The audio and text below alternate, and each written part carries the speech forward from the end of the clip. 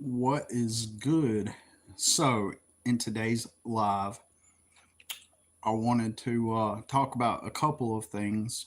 And first of all, I hope that you have had hopefully a fun and relaxing Labor Day. Uh, I worked today. Um, so basically, I upkeep the property where I stay, the landscape. And I worked outdoors today. Did some things out there, and then I made dinner eventually. And around 4:30, I took a little break and chilled out. And throughout the day, I had a couple cups of coffee and took care of some business. But today, I want to talk about a few things. I may make a separate video, but um, about this, but I'm still going to talk about it here. One is what happens as I am falling asleep. The other one is um, having a spell cast on you. So those are the couple things I wanted to talk about. Um, so, uh, you know, I may make this a short video, by the way, and I do want to get to bed early as possible. It's 5 minutes till 10 when I first started, so it's almost 10 o'clock. So I want to proceed with the video and see what happens, but also my aim is to end it as soon as possible. So, um, what happens when I'm falling asleep? Uh, I begin to drift off, and I'm almost asleep, and and all of a sudden,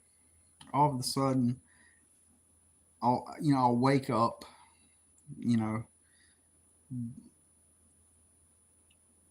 and what happens is hi broccoli 707, hello the Sigma. Hey bro, I like your channel, keep it up. Thank you, I appreciate you. Hi Sobard LX. And that one was Lily Iwa Daily Vlogs. Big J says need to get hi. What's up, bro? I personally think that you will find more contentment without the need of an external substance. You don't need an external substance to be content, in my opinion. So that's just my opinion. Um, so I was on here thinking about how uh,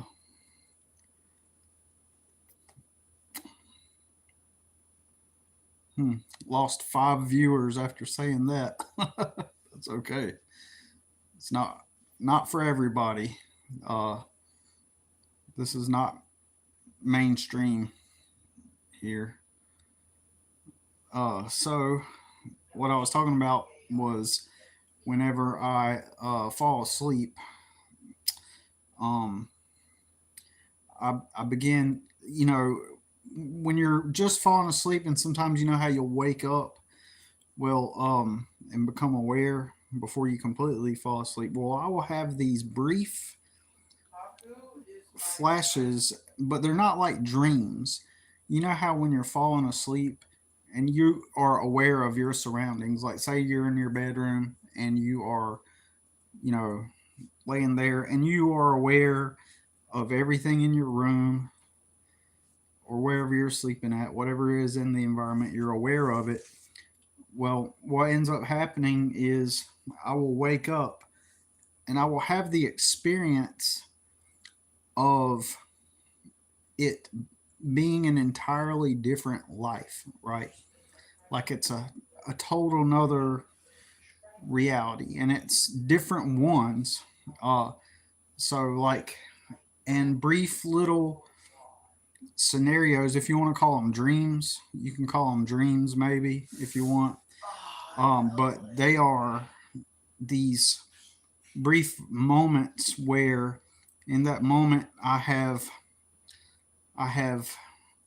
complete and um, total memories, not just awareness of the room I'm in, but I will also have complete memories of like as if it's my waking world.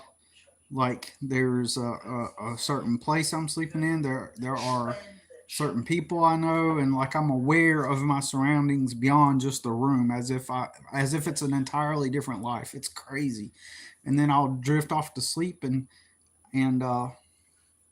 eventually I started to tell myself at some point, like, I need to remember this whenever I wake up, because when I wake up in the morning, when I actually do wake up after a night of sleep, I totally forget that even happened, and it only happens as I'm falling asleep. So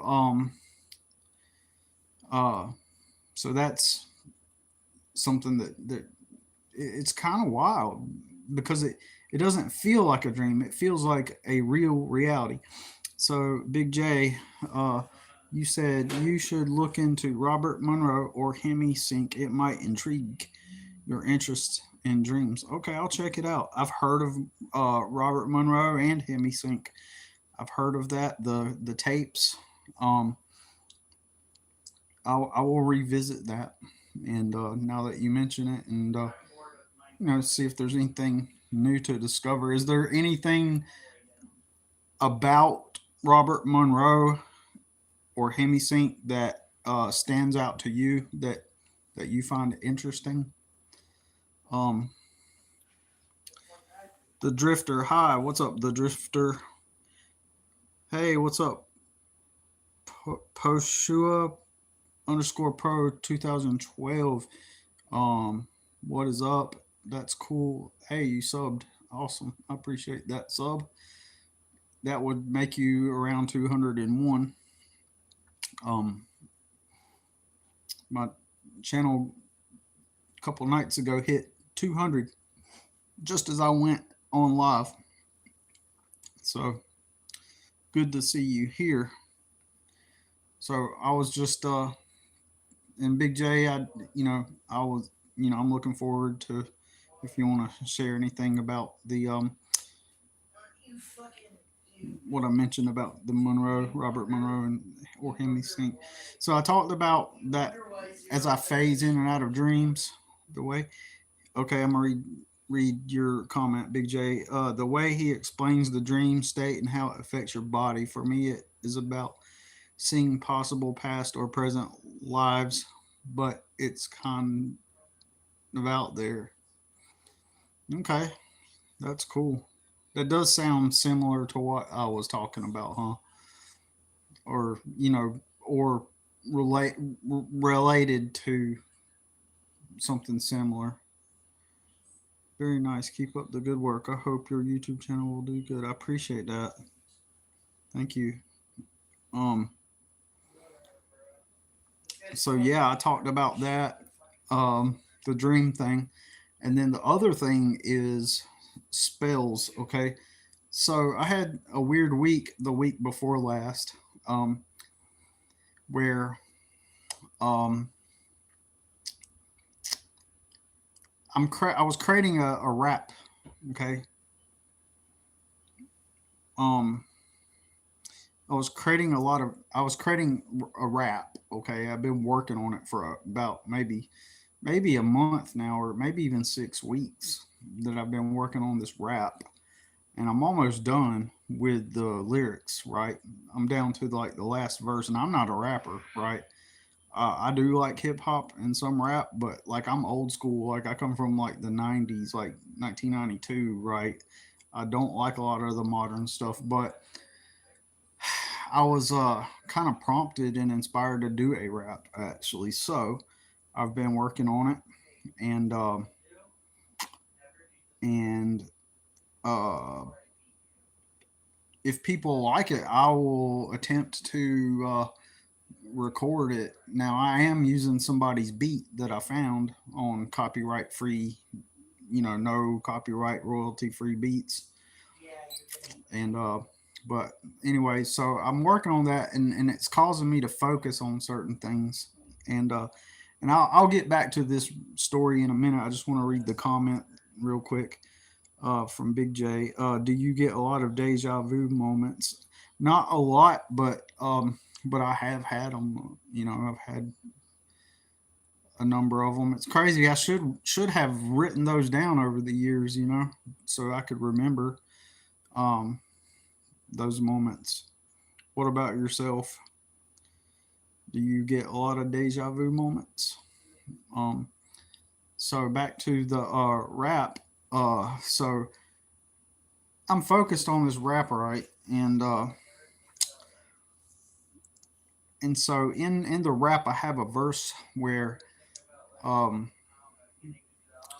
I say the words "cast my spell, let it land." Right, is one of the verses, and and the rap itself has these overtones of magic. It has to deal with the character I make up in the rap is like a sorcerer, like a modern day neo sorcerer, if you want to call it that. I don't know, and and so it has elements of magic in it, and like I said, cast my spell, let it land, and then and so trying to remember everything. So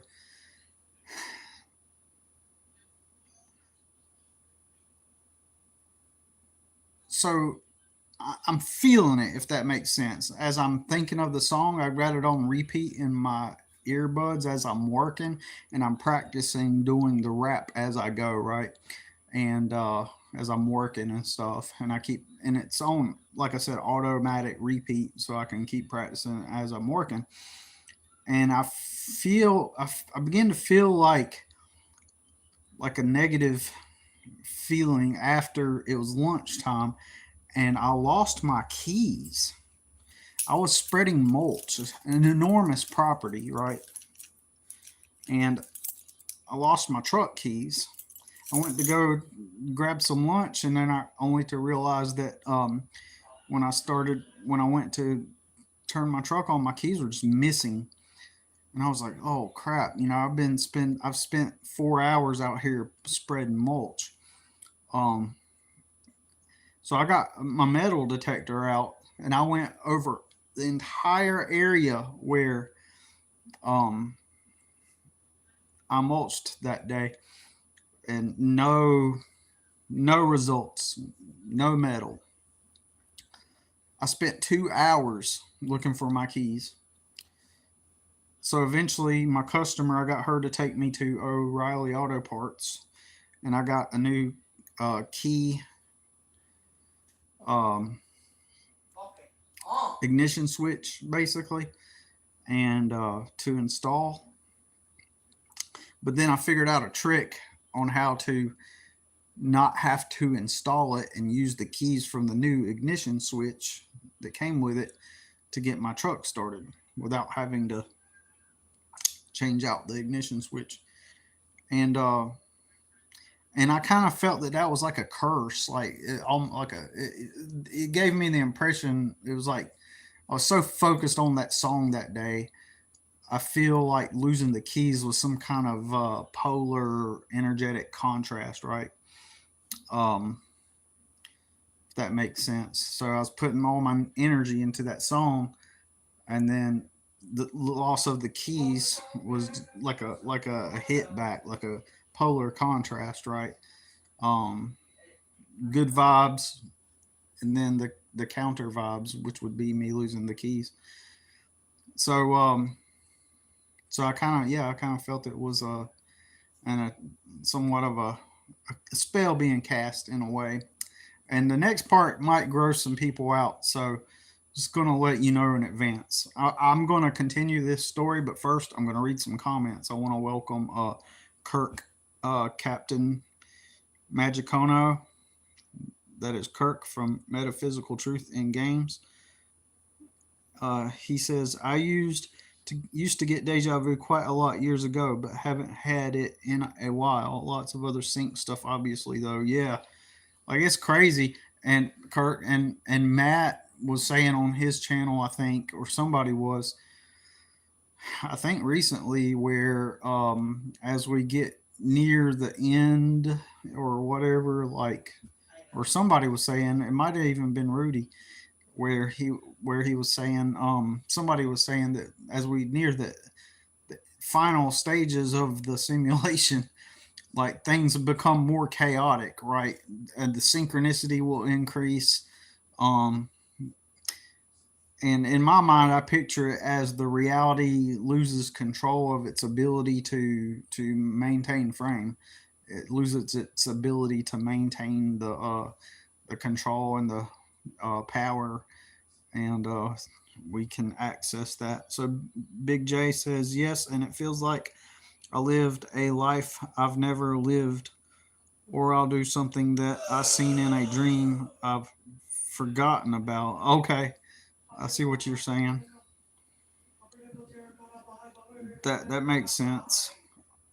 Almost like the multiple worlds theory, or the I shared in my community post a video by a guy who was explaining the double slit experiment, like his new take on it. And I'll have to listen to it again actually. But there's this one part that stood out where he was describing the reality in this, like in the 3D, like the like a grid, and I've always described it that way. If I remember correctly, that's what he was saying. Like a grid, lines that make up cubes, like it's all like just a infinite flowing grid. But I've always used that more so like a word analogy, like a word picture, like so whatever. My son's being silly, um kind of distracted me. So so anyways, I kind of like imagine like a grid made up of cubes, and each cube represents a different reality, right? And when they're combined, when each reality is combined, they form what we perceive as a linear timeline. So this is one reality, and this is an entire different reality.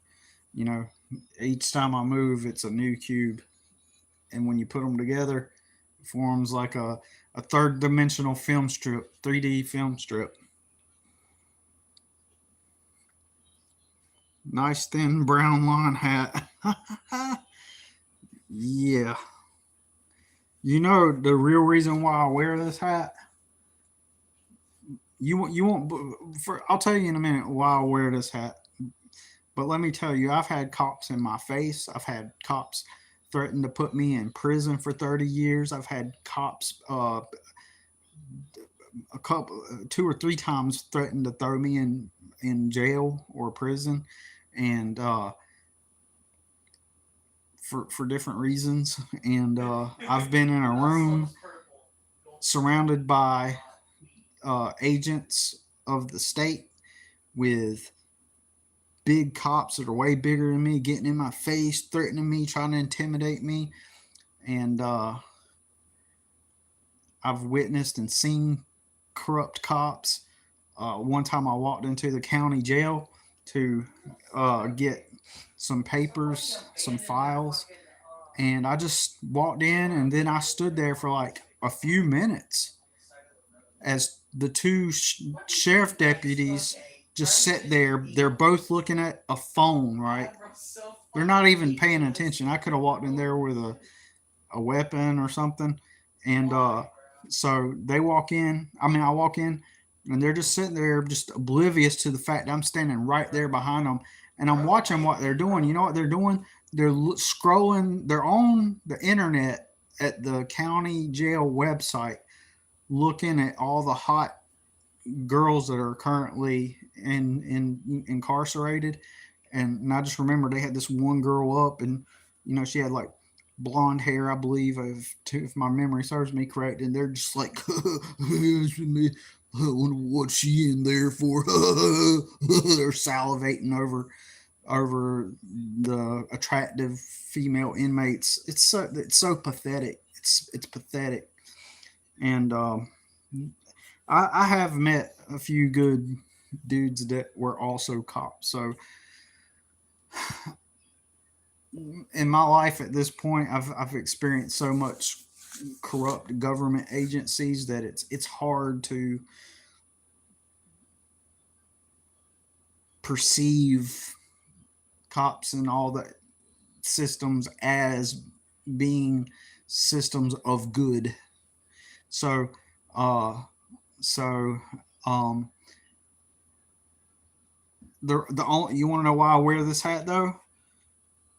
Because one day I found this hat and it was brand new, and I'm a practical person, and you know what? It's a decent hat as far as the quality and it just works. So additionally, like if I ever do have some kind of, I mean, this is not intentional, but if I ever had some kind of issue where I was, but that's the okay. That's the main reason I wear it. Just practical. I found it. It works. It works as a hat. Nothing beyond that. Right. Really. Nothing about any kind of support for uh, the road tyrants.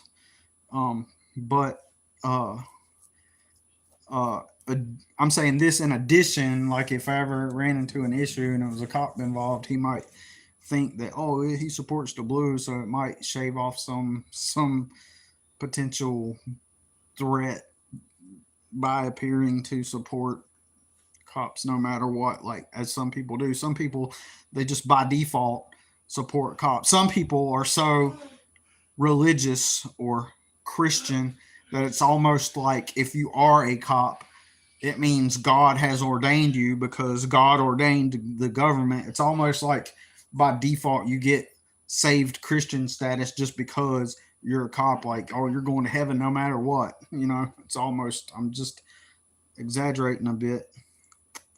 Keep feeling a hair on my face, anyways, but anyways, that's why I wear the hat. Getting back to the comments, and then I'm gonna continue the story.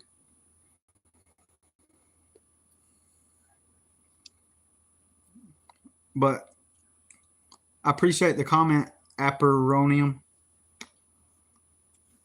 I hope I didn't come across as I hope that did not come across as if I was attacking your comment. I was just saying that uh I was just explaining why I wear the hat.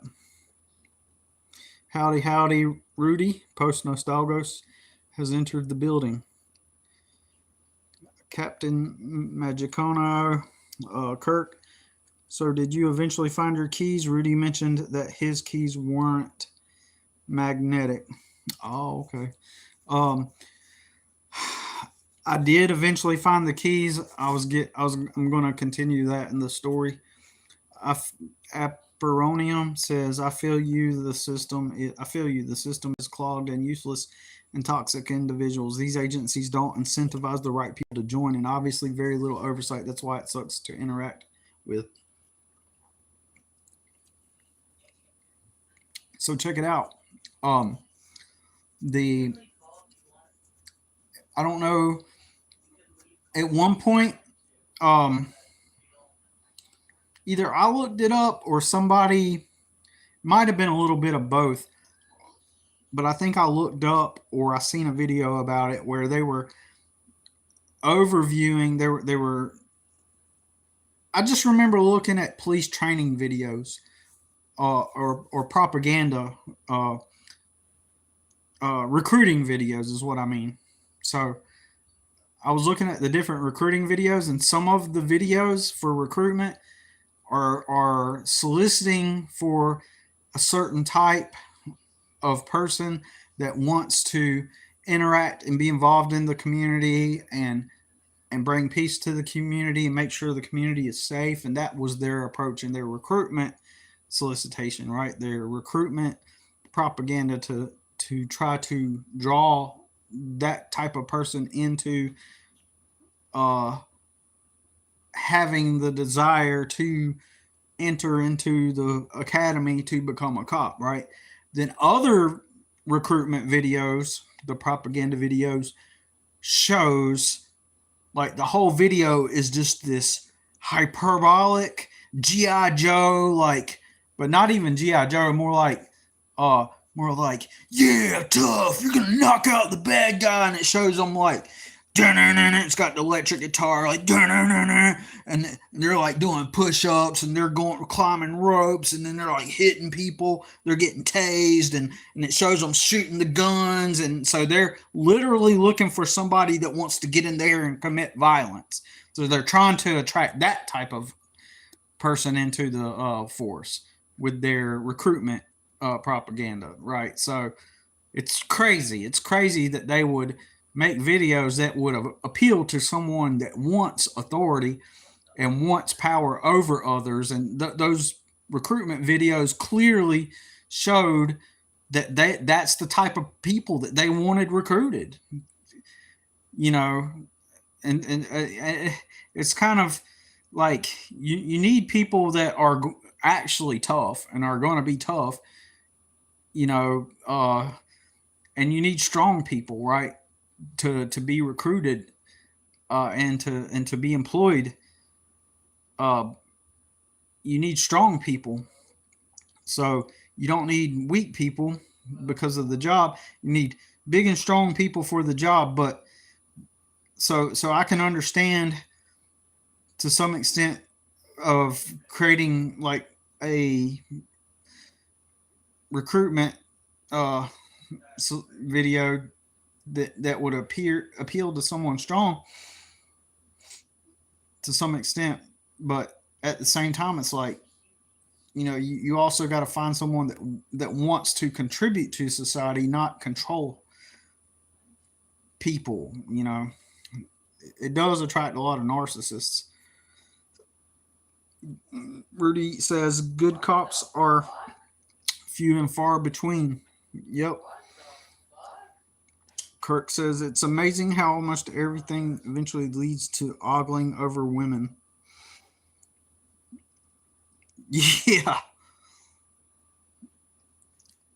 Um, Schlubby, Schlubby, Schlubby. Uh, I don't know. Like since they were working in the county jail, I guess they were still like deputies. I don't know if they work just there in the jail or if they also patrol. I don't know how it works, but they were in the, you know, they had the whole sheriff deputy uniform on, the badge, the gun, and everything. So I don't know, and they were just like, oh yeah, look at her, man, check her out. And I was standing there right behind them. They weren't even paying attention. It's pretty crazy. Aperonium says, with them and you need an advocate to get anything done. Okay. Yeah, you need some kind of help. Um, that's a really complex topic. Um, Rudy says, I got a similar hat from Academy for $5. Heck yeah. By the way, Kirk, I did find my hat. Nice. Aperonium GTG. Happy U.S. Labor Day. I don't know what GTG means, but I don't know. Oh, got to go. My bad.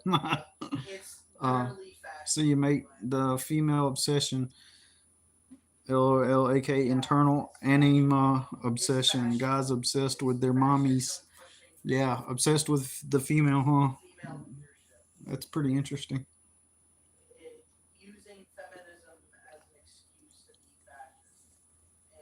So,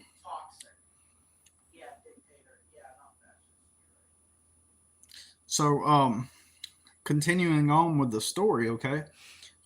So check it out. Um, I don't know when you got on, Rudy, but I'll try to say it real quick that I was working all day and I worked for 4 hours. And when I went to go leave for lunch, I realized my keys were lost. And up until that point, for like probably a couple hours, I kept this song on repeat, this rap beat, and I have been making a rap to go with this beat.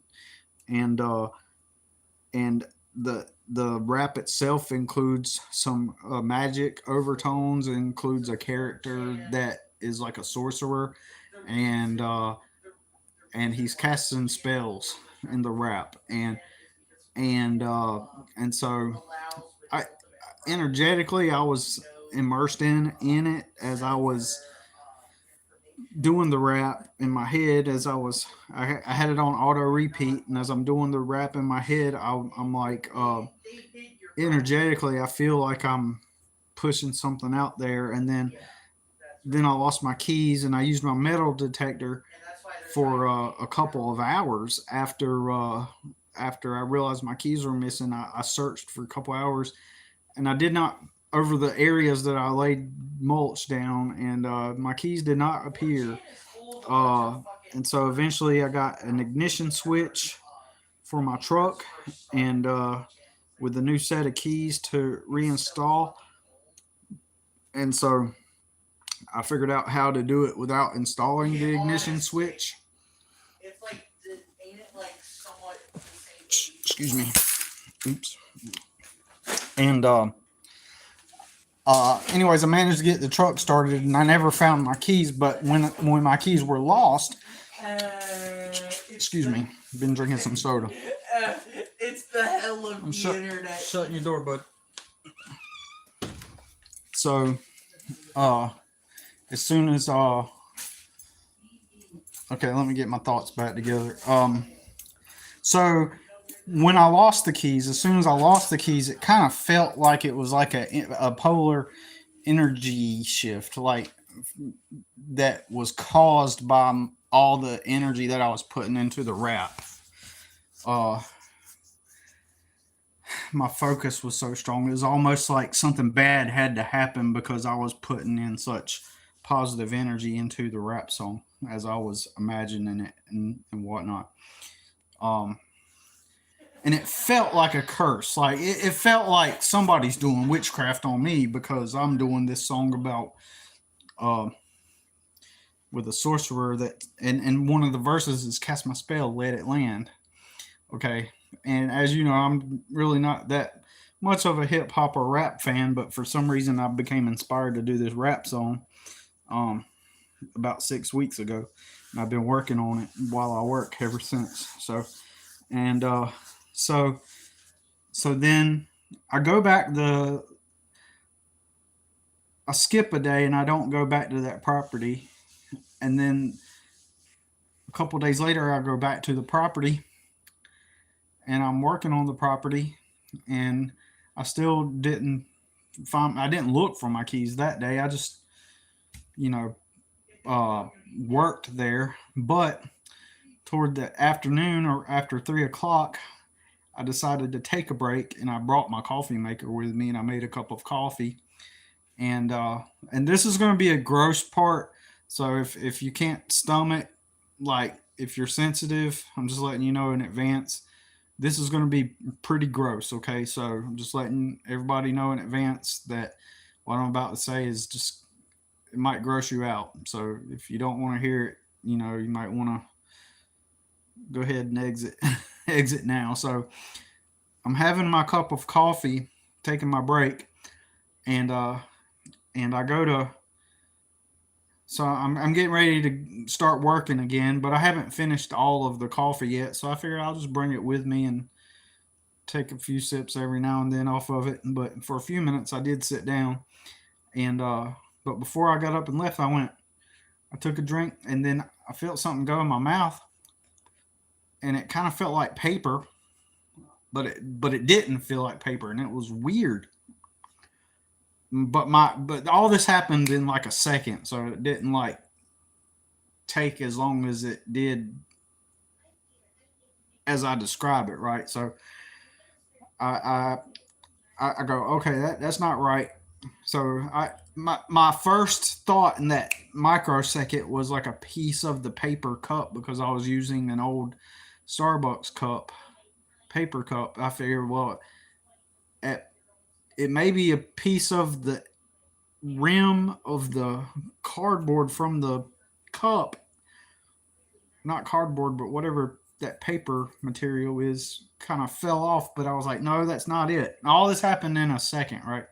So I spit it out into into my hand, or somewhere, or into the cup or something. Uh, and then I see this, yeah, into my hand. That's right, because I did like this, and I looked at this thing, and I couldn't tell what it is. It's like a black thing, and then I realized it was a fly. Okay, and but it, because it was wet and kind of like rolled up, kind of, it appeared like it had no wings, and I immediately did not swallow my spit. I was like, and I carry a toothbrush and toothpaste with me, okay? So my first thing that I did was like, okay, I'm not gonna shut my mouth. I'm not gonna swallow. And then I went to go get some water, and I went, and I swished some water around a few times, spit it out, and then I went to my truck to get the toothpaste and the toothbrush, and I went into their garage to their sink, and started brushing my teeth really good, and I was like, and then I made myself gag too. I was like trying to get the back of my tongue where I felt that thing in the first place, and it caused me to gag each time. Like I'm like, you know, and so I did that a few times to make sure.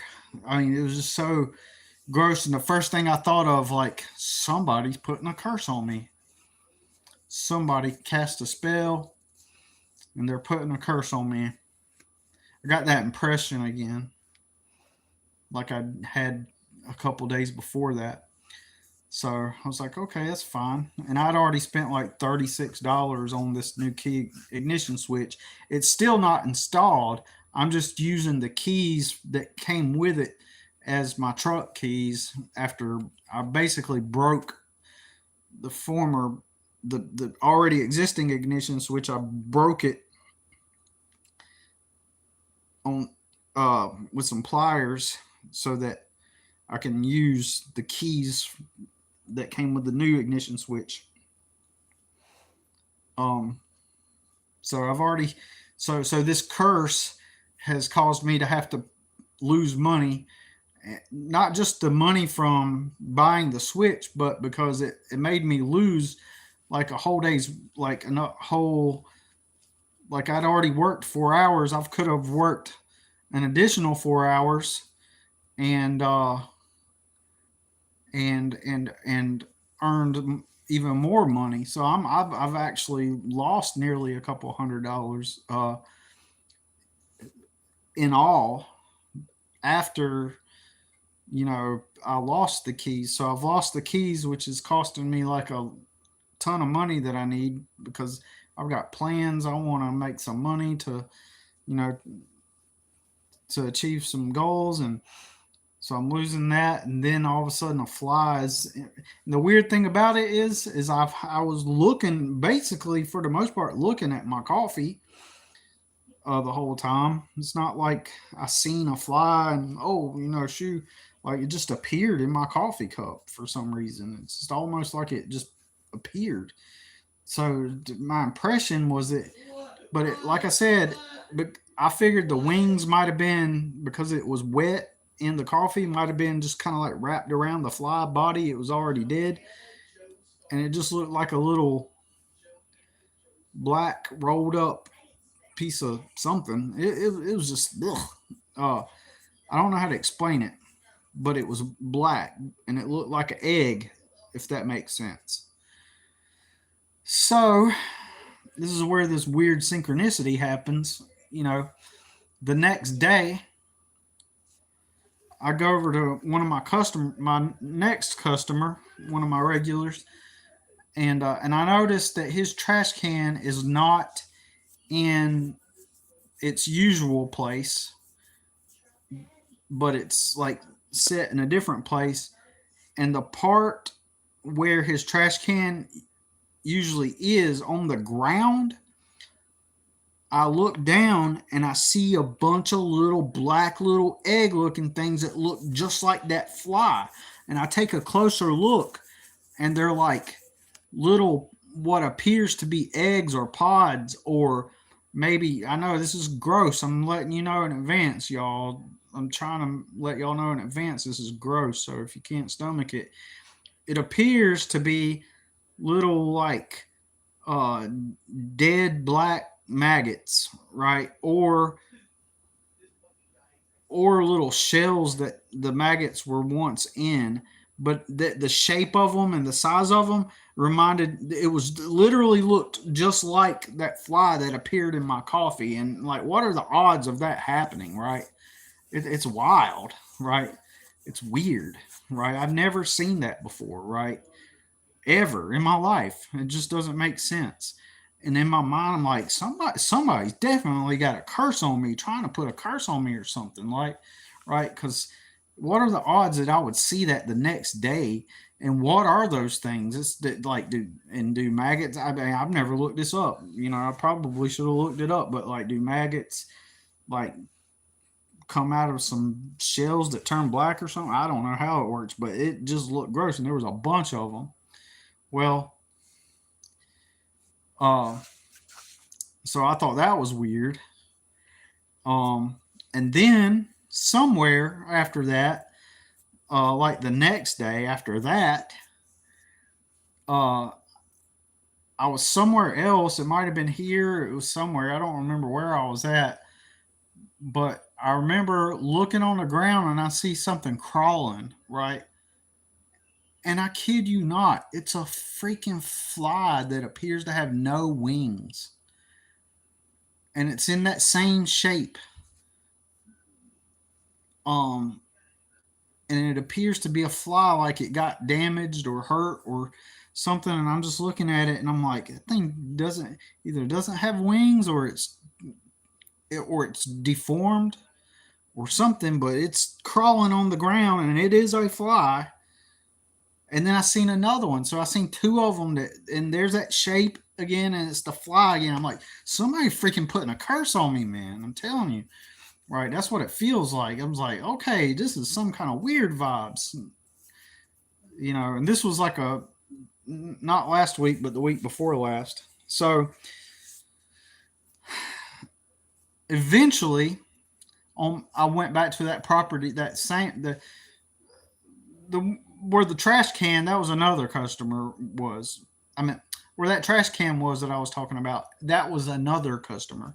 So the two the first customer where I lost the keys, I went to their house one day on a Tuesday, skipped the Wednesday, and went back Thursday, and then I went back uh, Friday again because they needed a lot of work done. Um, so I still didn't find my keys then, and that Friday is when I seen the fly in my coffee. And then Saturday I went to my customer and I did hit. That's where the trash can was. And then Sunday, it had to have been here that I seen the wingless flies because I worked here last Sunday. And then that Monday, I went back to the original customer where I lost my keys. Well, up until that point, everything felt like it was kind of like a curse, like somebody cast a spell or something. Like it was like demonic in nature or something. So then uh, I go back to the original customer that I was talking about on that Monday, and uh, I work like normal. And as I'm cleaning up and I'm blowing, she has this section between her yard and her driveway. Her driveway does like a circle, like it's a pavement circle with a tree in the middle and a roundabout. You go up the driveway and you go around and then you exit, right? Well, between that roundabout and the grass, there's like a big area that's got a bunch of gravel. Well, as I'm just walking by that gravel, just I look down and my keys are right there on that gravel. My two keys, not my whole set of keys, like not my whole set of keys, but specifically these two keys they were still on this ring, but they had came off of the carabiner, and it was just the two keys laying there on the ground. And I honestly don't remember walking over in that area unless I used a blower and blew them over there, and I found my keys, right? So it was crazy. So I'm gonna go through the comments now. Excuse me. Waiter, there's a fly in my suit. Yeah. Beelzebub fractile incoming. Yeah, that's what it seemed like, right? That that is really weird. Never seen a fly without wings like that. We don't need a Beelzebub fractile. No, we don't. Let's focus on lollipops, cats, and donuts. Heck yeah. Always eye Billy's carabiners when I see them. What? What do you mean? That's funny. Um, but yeah, so yeah, so that was my crazy story, and I don't know if who I know right now we got 3 viewers on here, but I don't know who's all on here, but Kirk and Rudy. I don't know if did y'all. I don't know if y'all seen or listened to the part where I was talking about in the beginning of when I have dreams. I'll go ahead and talk about it again. Uh, so when I have, for the longest time, like when you go to sleep and you're laying there, and let me know if you missed that part. Okay. Okay. So when I'm going to sleep at night, you know how when you go into sleep and as you're drifting asleep, there's still part of you that's it's aware of the room around you. You're aware of where you're at. You're still kind of aware that there's a lamp there and there's that item there, and you're aware of your surroundings, and you're also aware of your life and the things in it and the people that you've interacted with, perhaps things that have happened throughout the day replay in your mind for a bit before you fall asleep, or you think about some place that you visit or have been to, or whatever the case, the recent circumstances, past circumstances. So you think about your life as a whole, and you're aware of your immediate room that you're in. Okay, so that's logical, right? You're going to think about those things as you fall asleep, possibly, even if you're not, like the room, for example, maybe you're not consciously thinking of it, but but for me, sometimes I like drift in and out of consciousness as I begin to fall asleep, right? Um, so you get what I'm saying, where I don't know if y'all do this, but sometimes I'll just like wake up just a little bit before I actually fall asleep. Well, what happens is, for me, is as I'm laying there, my environment surrounding me, what will happen is I will have flashes and even whole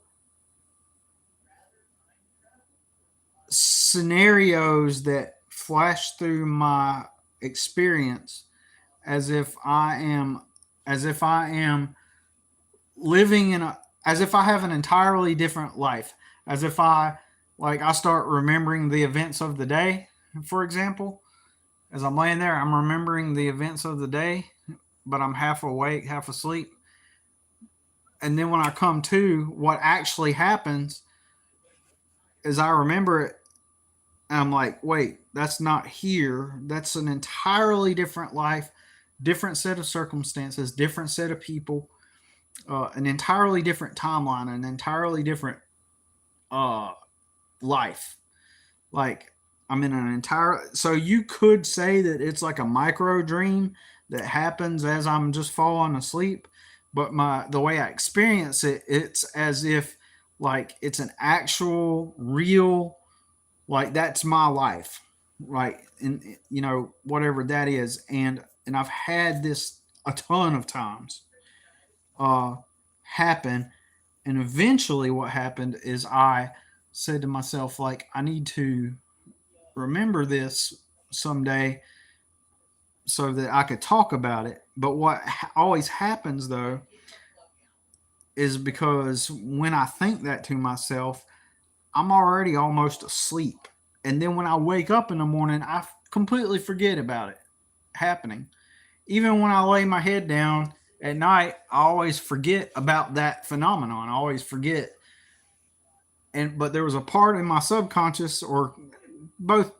I don't know how to explain it. There's a part of myself inside that said, I want to remember this so that I can talk about it. And I'm finally at that point to where I'm aware of it enough to where I can talk about it, and it happens frequently. It's just like that for brief flashes, and it doesn't feel like a dream. It just feels like this is my normal life. Like right now, for example, like I live in this room. I rent this room. My son gets the bedroom, one bedroom place. I stay in the living room. I sleep on the couch, and you know, and I just the first one that I can remember is there's a girl with long brown hair, and she's talking to me, and I know in the room, like this room has it's not white, it's like a very extremely light blue color, actually, extremely light blue, like wall, right? Um, but in this picture I have is this girl with long brown hair talking to me, and we're having like a regular dialogue and conversation. The room has a dark yellow tint to it, to the atmosphere, and in that flash of memory, like I know what I did that day and all this stuff, and it's like an entirely different life, and what it reminds me of is my theory that of like we're always hopping into different realities at all times. It just makes me think and believe that we are infinite, and we are living out multiple different lifetimes all at once, at all times. So I'm gonna go and read your comments now. I've experienced that before. I've woken up with amnesia on more than once. Oh, whoa, that's wild. That is wild. Amnesia. I haven't had that happen. I have heard of stories where, like, people will um go to sleep, or this, like, I specifically remember this story where this guy, he lived a whole lifetime, had a whole family and everything, and then he woke up, and he was like, that was real. This is a different life. Like it, but what I experienced is similar to that. I've had Kirk says, I've had similar stuff you experienced while sleeping, and the in between part of being asleep and awake, but not specifically feeling like I was about an alternate life I was living. Yeah, see what you know what I'm talking about then, right? Like, like, because there's the thing where you drift in and out, and you have these like micro dreams, or whatever you want to call them. So yeah, that's true.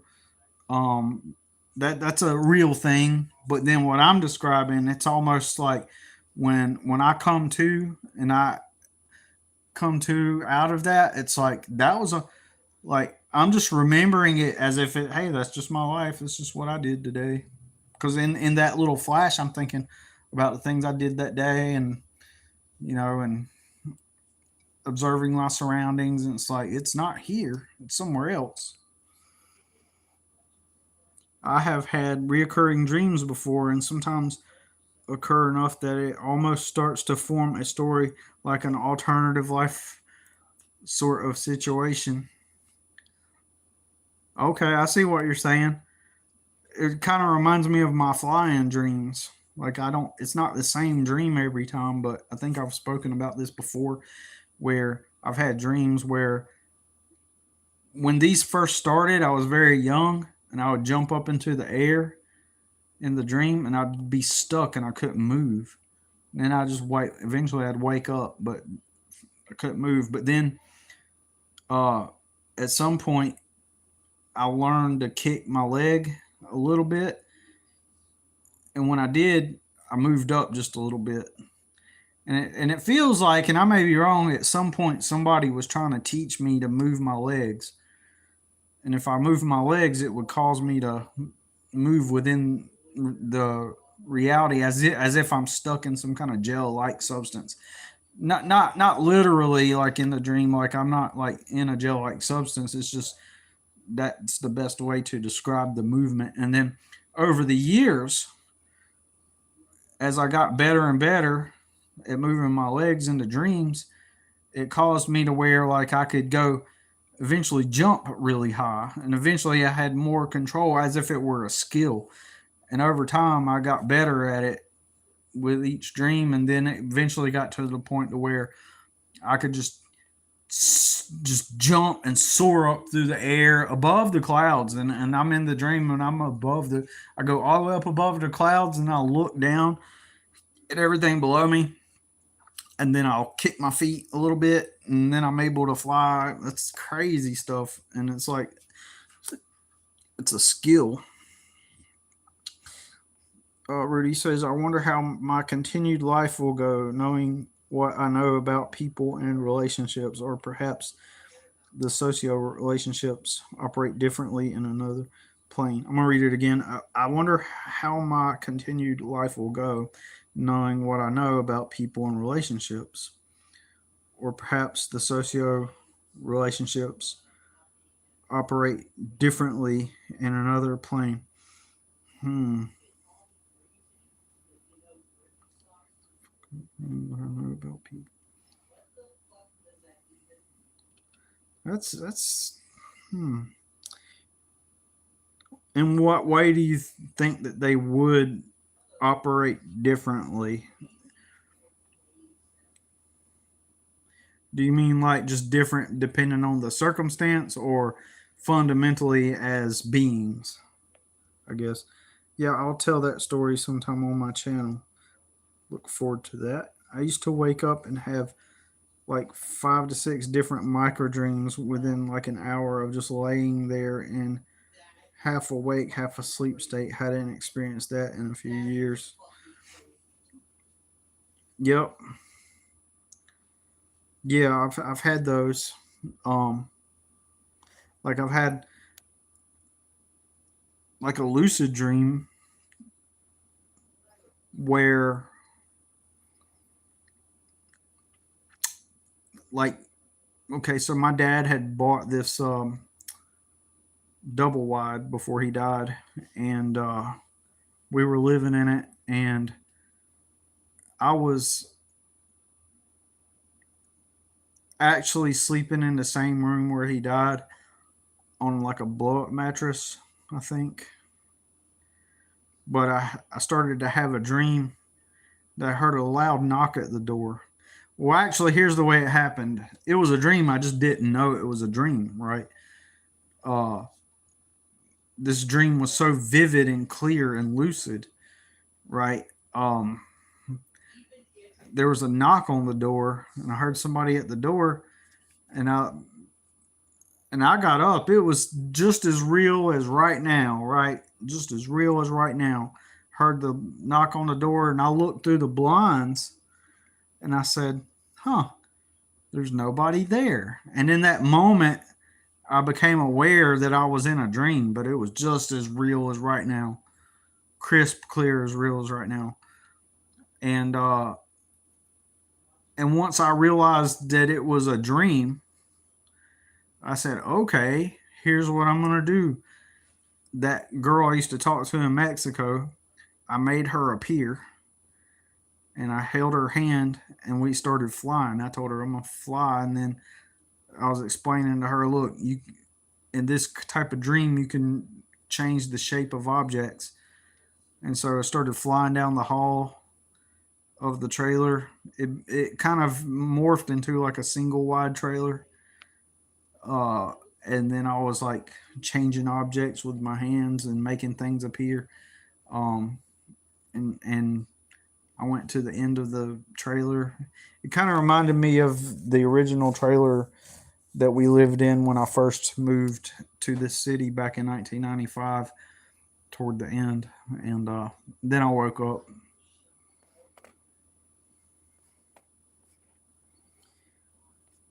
For me, dreams seem to occur a lot more when I'm generally more stressed or unhappy in my current state in life.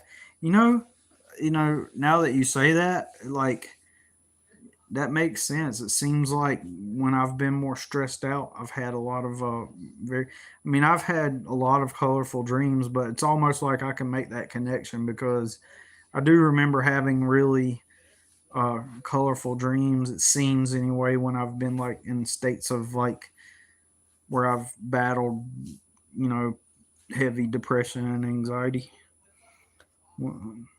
When I'm less stressed and more content, I'd say I dream a lot less. Makes me almost think dreams come from a more negative place than a positive one.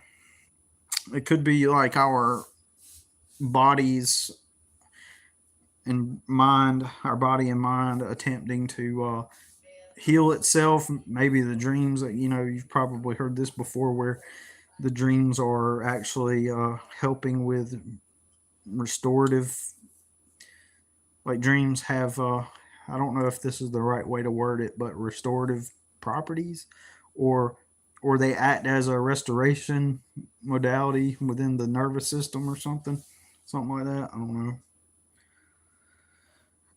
I don't.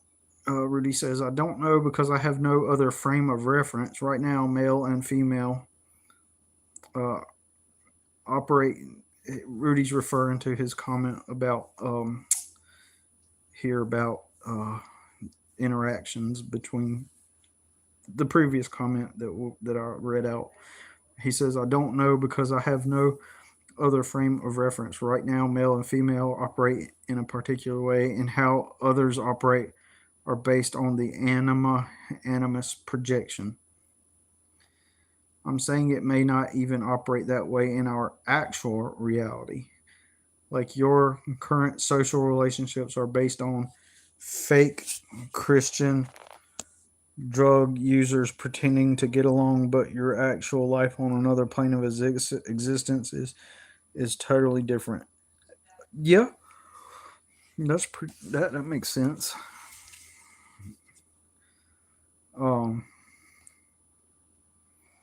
so I can see how that would tie into like um I can see what you're saying, like, and how on another plane of existence your interactions may be different. So Oh, so I heard you in there talking about how'd she get arrested? he can't hear me. He's got his headset on. Can you hear me? Yeah. I heard you in there talking about feminism leading to fascism. Yeah, there's a group of feminists that are trying to take down video games because they don't like them. They Mm. tried to take down GTA 5 because there's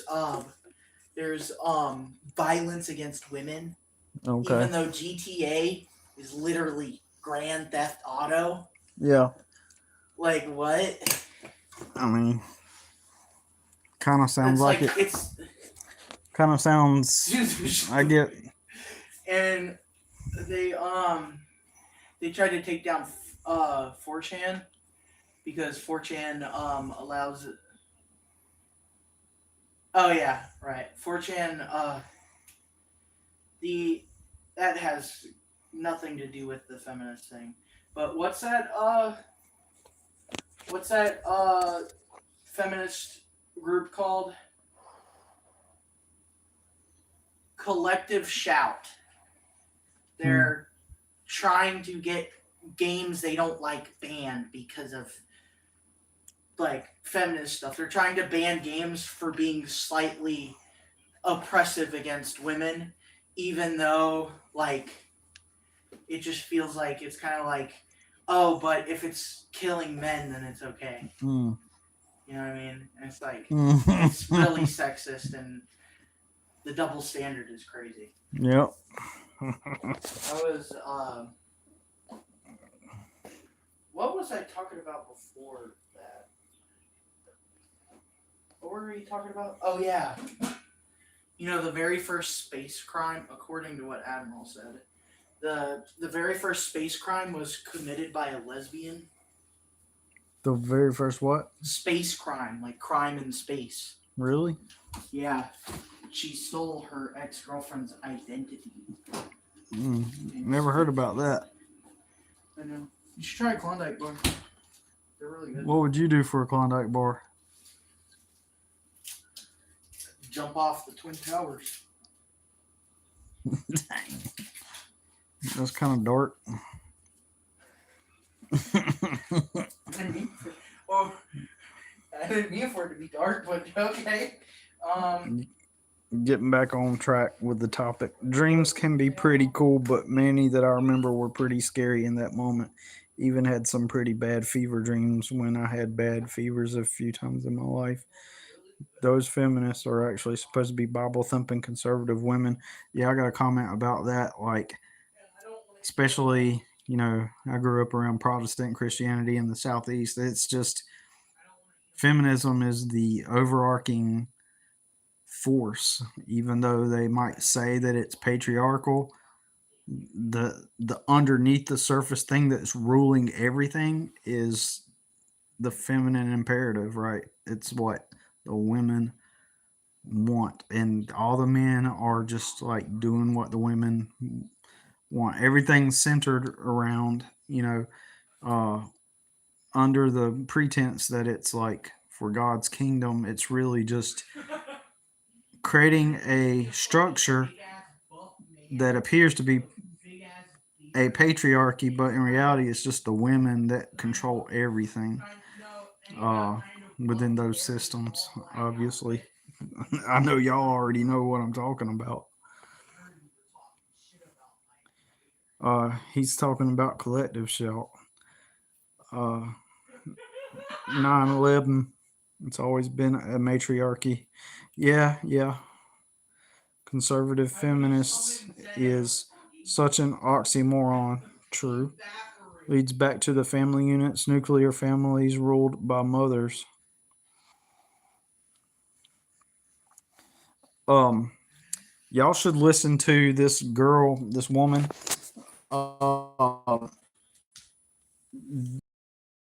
and to support her belief, prior and current. But I'm just saying, like, it's very intriguing. This channel called Life Take Two, and she's a ex Mormon, just recent ex Mormon. She spent most of her life as a Mormon, and man, I thought that like the Protestant Baptist Church had a lot of influence over uh, Christianity and uh, and Christian nationalism and whatnot. But I strongly now, from what I hear, believe that Mormonism has had so, like, I did not realize how big Mormonism was. Like, it's enormous. It's like Mormonism is huge, and I did not realize it. Did not realize how big they were and how influential they were. And so, uh, her story is coming from this, you know, take that in that system of Mormon. So Mormonism bound created, from what I'm seeing now, like has a huge influence on the Christian nationalism movement, and and so Mormonism, according to her, it's just like this enormous patriarchy, and for the most part, it's ran by the men in power within that system. Um, but I'm only hearing her story too, and she even admits in her videos, that she was the one that was the predator. She said that she was looking for like a Mormon man who had the money and had the, had the means to make that ideal Mormon life, and so uh, she sought him out in like a. She even says the word predatory. She even says it. She even says, "I was a predator. I was looking for a man that fit that role of the perfect Mormon man, so that I can live my perfect Mormon life, Christian life." And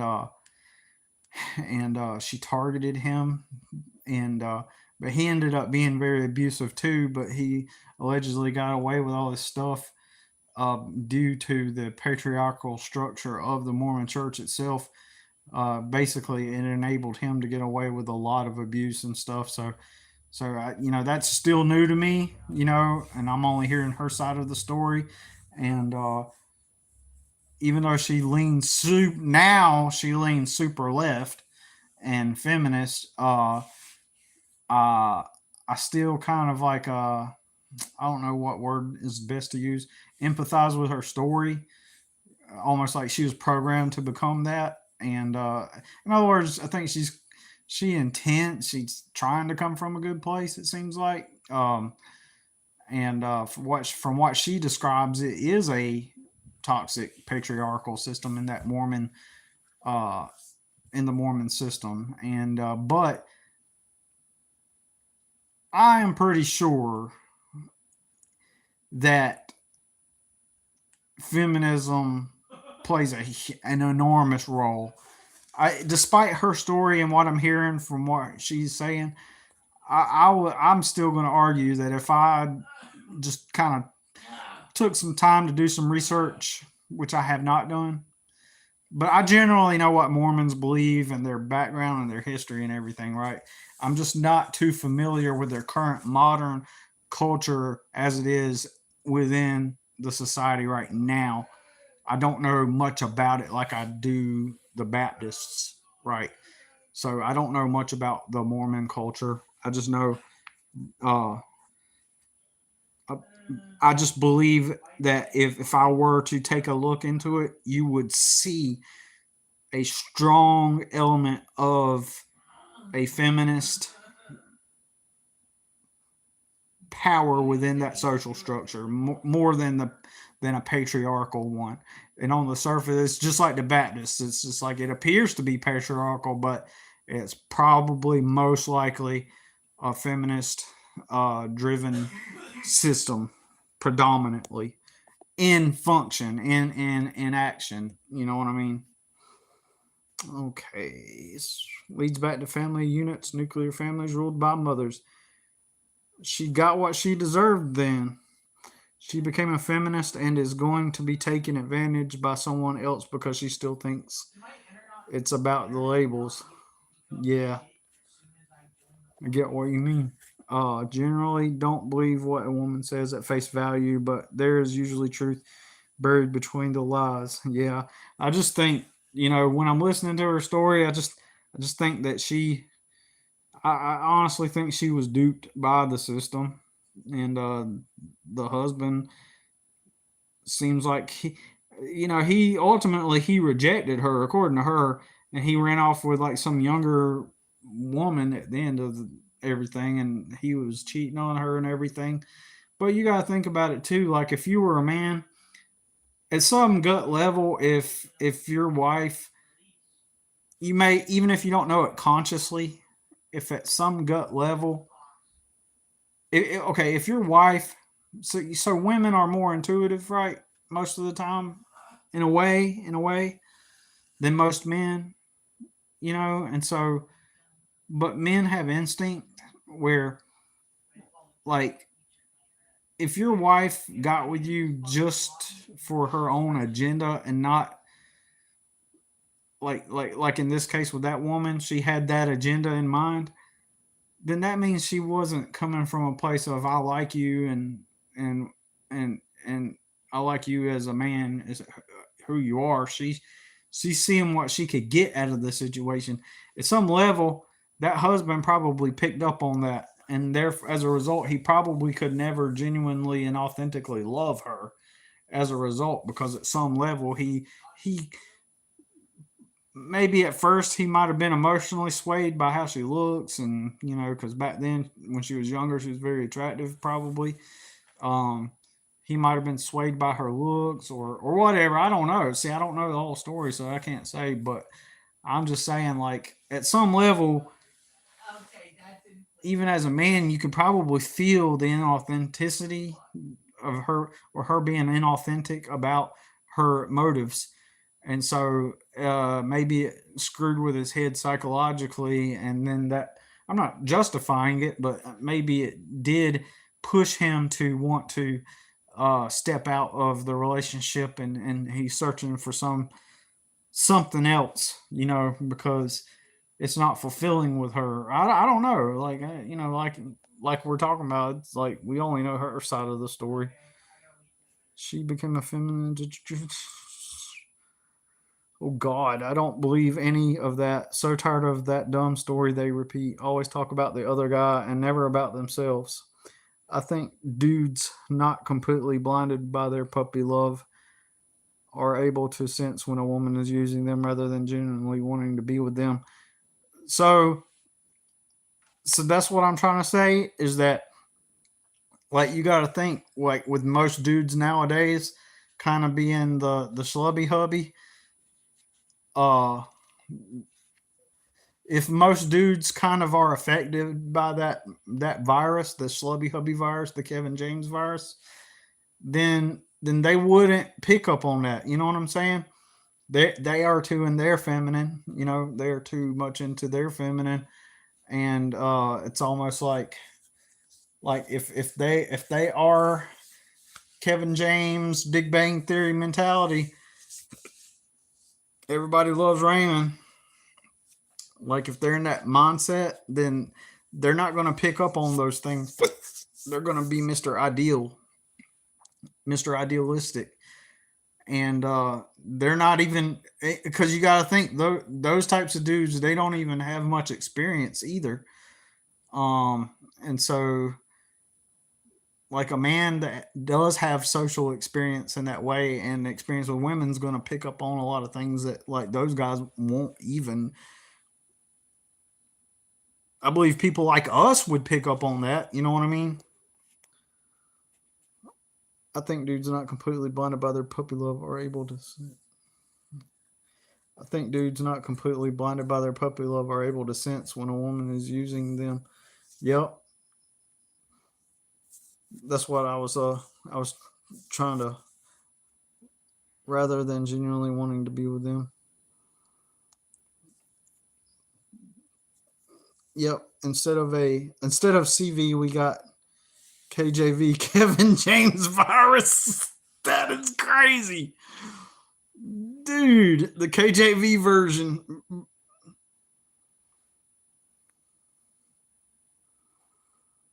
Or is that what you're saying? Are you like oh yeah, yeah. Instead of CV, we got the Kevin James. But when you write that, it makes me think of the King James Version Bible. We used to always call it the KJV version, so that's hilarious. Like, in the Baptist church I went to, we were encouraged that all other forms of the Bible were not the real word of God. Uh, I went to a highly conservative, I mean, totally highly conservative Republican, like, church, and they were Baptist, but they were not Southern Baptist. They were Independent Baptist, So they kind of broke free from the Southern Baptist thing, right? So they were independent Baptists, and so whatever that means. And so part of the doctrine was that the KJV version, uh, the Kevin James Bible, anyways, the KJV, the King James Version Bible, was the real Word of God, and like the new English translation or the New International Version, those were like abominations or cursed by Satan, pretty much.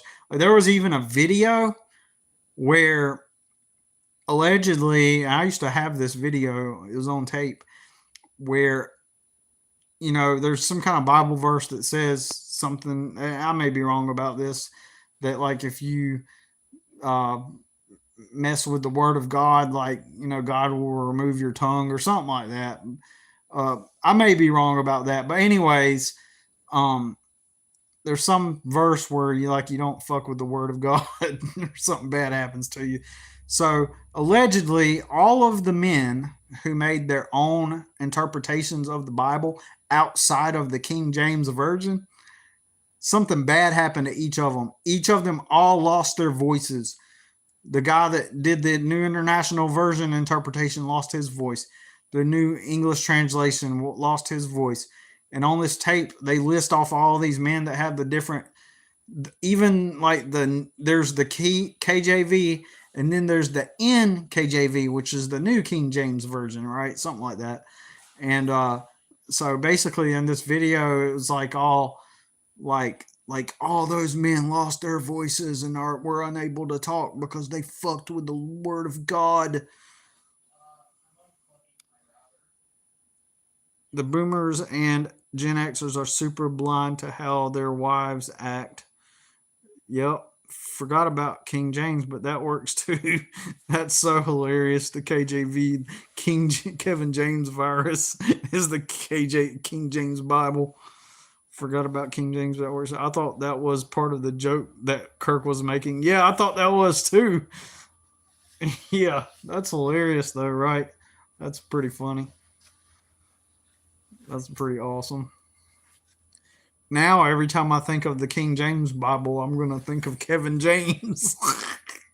That's hilarious. The Kevin James version. I got to come up with a joke on that now. All these crazies don't realize that Jesus himself wasn't quoting the KJV Bible either. I wonder how they wiggle their way out of that. Ooh, that's a good point. Oh, that's a good point. So back in the church that I was in, they believed it was the right word of God because it was the closest to the Hebrew and the Greek, and so we were encouraged to follow specifically Strong's Concordance uh, in order to get the closest to Hebrew and Greek interpretations, because allegedly that is where King James derived his interpretation from, like direct Hebrew based from the direct Hebrew that Jesus spoke in the Greek that wherever that originated from. Like I don't remember the specific. I don't remember how all that works exactly. I just know that it was Greek and Hebrew, and allegedly King James used direct interpretations from the exact languages from those manuscripts, allegedly, right? So, of course, we, as you probably already know, that he allegedly left out a bunch of other material. But yeah, we were encouraged to. There was even Bibles that contained the Strong's Concordance in the back of the King James Bible itself, and I used to have one. Always love how the Word of God is just written by some dude. I'm gonna start asking to swear, Rudy. I'm gonna start asking people uh, uh, which something I'm gonna come up with some kind of joke. I'm gonna ask, ask people, which Bible did Jesus use? Did Jesus use the King James Version Bible? Oh Lordy. Unfortunately, I think people will take me at face value and be like, "Well, actually, Billy, the Bible wasn't even written back then yet." And they'll take me seriously, anyways. Excuse me, Father. Do you have sources for the King James Bibles, or am I just supposed to believe His word at face value? You believe it at face value. It's the word of God. Well, I think Rudy might have got off here, or somebody got off here. It shows one viewer, but I am going to get off of here because I'm actually pretty tired. Um, I just wanted to get on here and talk about a couple things, and I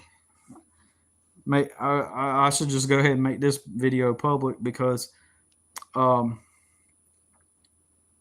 uh that way I don't have to retell my stories in a separate video. All right, y'all. Yep, no problem, Kurt.